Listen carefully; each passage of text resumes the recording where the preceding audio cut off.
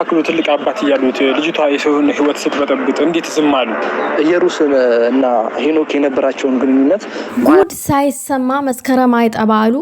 እንግዲህ እኚህ አቅመ ደካማ አባት የዘች የሃለሌ የእዩ ተብዩዋ አባት ናቸው።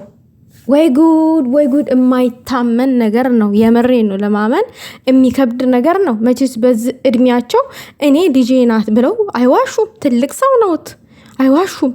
እርግጠኛ ነኝ ይቺ ከእንደዚህ ቤተሰቦቿ አቅመ ደካማ ስለሆኑ ምንም ባደርግ ምንም አይፈጠርም ብላ በራሷ ለምትኖር ሃለሌ ነች። የምሬን ነው። ይሄንን ነው የተረዳሁት። ዛሬ እያንዳንዱ ጉድ ነው የዘረገፉት አባቷ ማለት ነው። ሰላም ጤና ይስጥልኝ። ውድ የተከበራችሁ የቻናላችን ተከታታይ ሰላማችሁ ይብዛልን በያላችሁበት። ታውቃላችሁ የብሩኬና ሃይሚ ያሉበትን አሁን ማለት ነው ሁላችንም እናውቃለን። በጣም አስጊ ደረጃ ነው የደረሱት። ምክንያቱም እነሱ ምንም በማያውቁት ነገር ህይወታቸው ምስቅልቅሉ ነው የወጣው፣ የሃይሚም የብሩኬም ማለት ነው። እና እንግዲህ ይሄ ያደረገች አንድ ነች። ተልኮዋን በገንዘብ ስለተገዘይ ብቻ ገንዘብ ስላገኘች ብቻ የሰውን ህይወት ለመበጥበጥ የሰውን ህይወት ለማፍረስ ቆርጣ የተነሳች አንዲት ሴት። የምሬን ነው ብላችሁ ይሄ እንደተባለው ገንዘብ ተሰጥቷት ነው የሆነ ነገር ብሩኬና ሃይሚ መለያየት የፈለገችው። እንግዲህ እሳቸው አባታችን ምንድነው ያሉት? ጓደኛ እንዳላት ሌላ ጓደኛ እንዳላት ከሱ ጋራም ረጅም ጊዜ አብረው እንዳሳለፉ ጓደኛ እንዳላት፣ ያንን ጓደኛ ደግሞ እንዴት አስቀምጠው እንደሆነ አስቡት። እንግዲህ በምን አይነት መልኩ እያደረገች ያለችው ነገር እንግዲህ ማሰብ አያቅትም። እና አገር ጎረቤት በጣም በቃ አፍሯል ነው ያሉት እሳቸው። አታሳፍሪኝ ልጄ፣ በተከበርኩበት በኖርኩበት ሰፈሬ አታዋርጅኝ እያሉ ልጃቸውን በዚህ እድሜ እንግዲህ እኚህ አባት በመጦሪያቸው ሰዓት በዚህ እድሜያቸው በዚህ አቅመ ደካማነታቸው እሷ መንከባከብ ሲገባት አባቷ ጋር መሆን ሲገባት የአባቷን ሀቅ በቃ መጠበቅ ሲገባት ይሄ እዚህ ጋር የሰውን ህይወት ትበጠብጣለች።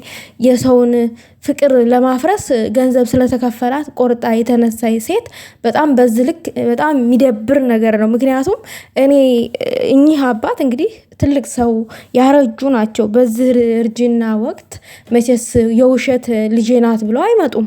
ልጃቸው ስለሆነች መረጃ ስላላቸው ነው እንደዚህ ልጄ ናት ብለው የመጡት ማለት ነው።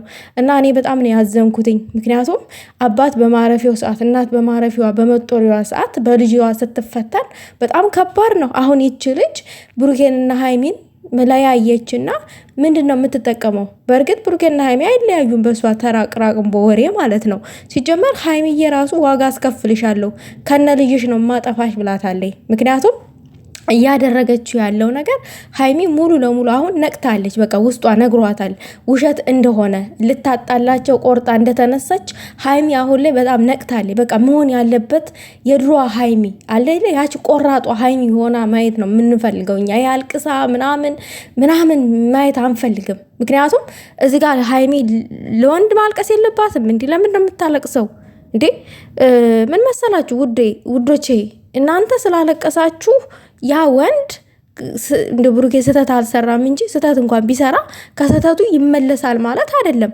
አንድ ሰው ስህተት መስራት የለመደ ሰው ነገ ደግሞ አብራችሁ ስትኖሩት ያንን ስህተት የማይሰራበት ምንም እንትን የሚከለክለው ነገር የሚያግደው ነገር የለም።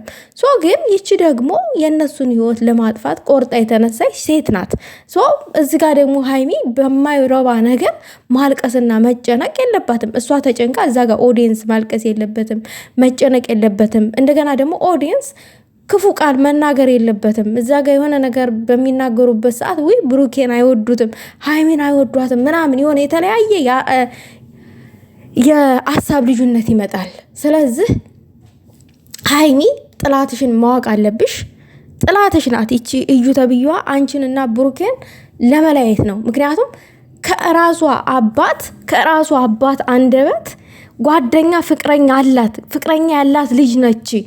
ለምንድን ነው እንደዚህ የምታደርገው? ምን አስባ ነው?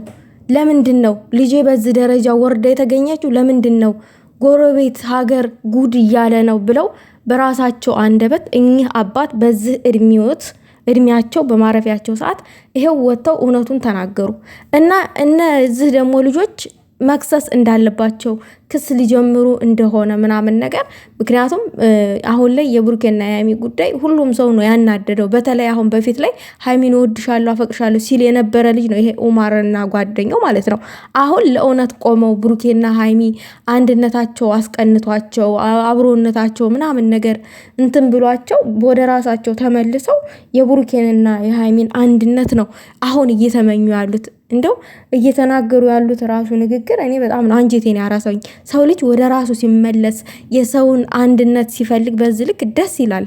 እናንተ ደግሞ እንደዚህ ሰፖርት አድርጓቸው፣ ሰብስክራይብ አድርጓቸው። የምሬን ነው የምላችሁ። ለሃይሚና ለብሩኬ የሚቆሙ ሰዎች እንደነዚህ አይነቶችን መርዳት አለባችሁ። እናንተም ሰብስክራይብ ምናምን ነገር በርቱ ማለት አለባችሁ። እንደዚህ እውነትን መረጃ የሚያጋልጥ ሰው እውነትን ይዞ የሚመጣ ሰው ፑሽ ማድረግ አለባችሁ። ነገ ብሩኬ እንኳን በሐሰተኛ ነገር ስሙን ለማጥፋት እንደዚች አይነቷ ቀንዳውጣ ብትመጣ ሌላኛዋ እንደዚህ ደግሞ ሚስጥርን ጎርጉሮ የሚያወጣ ሰው አለ።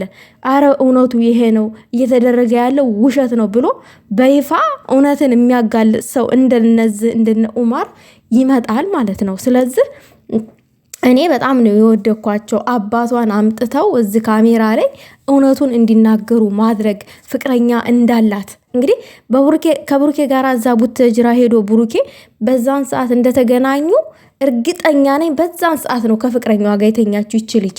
የምሬን ነው። እንደውም ምናልባት ብሩኬን በአካል ስላገኘችው አብራ ያደረች ምናምን በአካል ያን ቀን ስላገኘችው በህልሟ መጥቶባት ነው ከፍቅረኛዋ ጋር ተኝታ ማለት ነው። ከፍቅረኛዋ ጋር አብራ ተቃቅፋ በተኛችበት ሰዓት ብሩኬ በህልሟ መጣባትና በቃ ይሄ ልጅ የብሩኬ ነው አለች። ልጅቷ እኮ ራሱ ጨልላለች። የኔ እናት ጭንቅላትሽ ላይ ያደረግሽውን ጠጉር አውጪውና ከዛ ራስሽን ደጋግመሽ ተመልከችው፣ አስቢው። ምክንያቱም አሁን አንቺ እንድትቀበጣጥር ያደረገች ጭንቅላትሽ ላይ ያደረግሽው ማን ሄር ይመስለኛል። በራስሽ ጠጉር ሆኔና አስቢ የምር እና ለማንኛውም ግን እኔ በጣም ነው በዚህ ደረጃ ያፈርኩትኝ። በዚህ ደረጃ ደግሞ በጣም የተበሳጩትኝ። ምክንያቱም ምንም በውሸት ብሩኬና ሃይሚ በዚህ ደረጃ መሆናቸው፣ መጨቃጨቃቸው፣ መጣላታቸው እኔ በጣም አናዶኛል፣ በጣም አበሳይቶኛል። እውነት ግን ትመነምናለች እንጂ ከመውጣቷ አትቀርም። መቼም ብትሆን እንደዚህ ቃስ እያለች ነው እውነት የምትወጣው። እኔ በጣም ነው ደስ ያለኝ ከሚባለው በላይ ማለት ነው። የምር በጣም አትሰማም እንዲህ አብረን እንመክራለን ከእናቷ ጋር ሆነን ምናምን ነገር ይላሉ። እንዲህ እርሶ ይች እኮ አትሰማም። ምን ትሰማለች? ብትሰማ ኖሮ ለእናንተ ክብር፣ ለእናት ለአባት ክብር ቢኖራት ኖሮማ እንደዛ አይነት የሰውን ስም ለማጥፋት አትሮጥም ነበረ።